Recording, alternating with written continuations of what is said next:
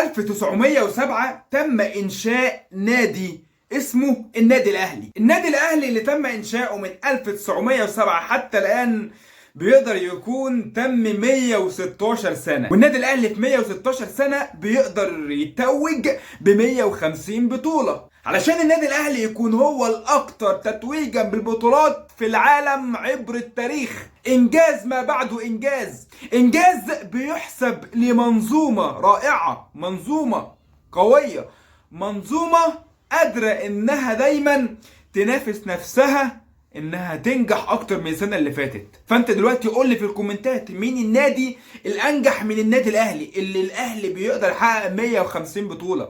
فالاهلي دلوقتي عاوز يكسر حاجز ال 150 بطوله عبر التاريخ. هتلاقي الاهلي اللي بينافس ريال مدريد في البطولات القاريه، وممكن قريب جدا الاهلي يبدا انه يجيبه في بطوله دوري ابطال افريقيا، في سوبر افريقي، فيقدر الاهلي انه يجيبه ويعدي ريال مدريد. ولكن دلوقتي الاهلي نمبر 1 علشان يكون النادي الاكثر تتويجا عبر التاريخ كرة القدم ب 150 بطولة ما بين القارية والمحلية. وده بيرجع للمنظومة، المنظومة اللي قادرة انها تقود نفسها للنجاح. والاهلي اللي مش بيختار اي حد يشتغل معاه، الاهلي بيختار ناس معينة، وبعد ما يختارهم يقول لهم انت جاي النادي الاهلي تبقى بشروطي لا اما مش عايزك. علشان كده سمعنا الاهلي وهو بيقول لي رمضان صبحي قدامك ساعة وترد علينا، يا عبد الله يا سعيد واحمد يا فتحي خدوا شنطكم ومع السلامة. النادي الاهلي اللي بيقول لي فتوح لو عاوز تيجي الاهلي اتفضل، ولكن بشروطنا وبفلوسنا اللي هنديها لك. هندي لك فلوس وهنديك معاها حوافز تساعدك ان انت توصل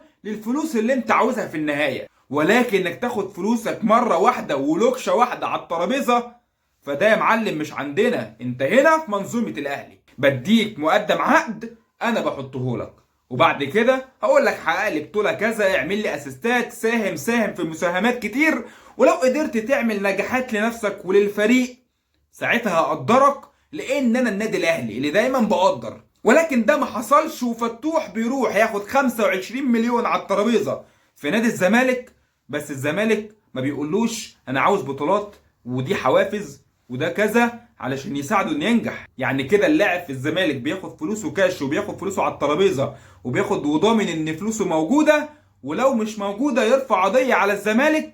ولكن مفيش شروط للزمالك، مفيش شروط بيقدر منظومه الزمالك انها تحطها علشان تقول يا لاعب كذا او يا فلان انا عاوز بطولات، انا عاوز انك تساهم في اهداف وانك تسجل اهداف وكلام كتير. ده مش بنشوفه وهو اللاعب بيمضي. فهنا النجاح قوي جدا، وللاسف الاهلي بينافس نفسه مع نفسه. مش هقولك بينافس اعظم الفرق في العالم، ولكن بينافس نفسه، واعظم الفرق اللي في العالم عايزه تنافس الاهلي. 150 بطوله، والزمالك للاسف بعيد كل البعد. الزمالك اللي ب 77 بطوله ما بين القاريه والمحليه، والنهارده الاهلي في 116 سنه بيقدر يكون 150 بطولة، واخر بطولة هي بطولة السوبر في 2023. موسم رائع وجميل جدا على جمهور الاهلي، اللي فيها الاهلي بيقدر يحقق 6 انجازات، منها دوري ابطال افريقيا، منها كاس مصر، منها الدوري، منها 2 طبعا سوبر مصري، منها واحدة برونزية كأس العالم للأندية. يعني نجاحات ما بعد نجاحات، وسنة كانت جميلة ومليانة انبساط رائع جدا عند جمهور الاهلي. يا رب احنا كجمهور الزمالك يا رب وعدنا، ولكن كلمة الحق النادي الاهلي منظومة في حتة تانية خالص، ويا بخت جمهور الاهلي بالنادي الاهلي. وكفاية عظمة لحد كده. سلام.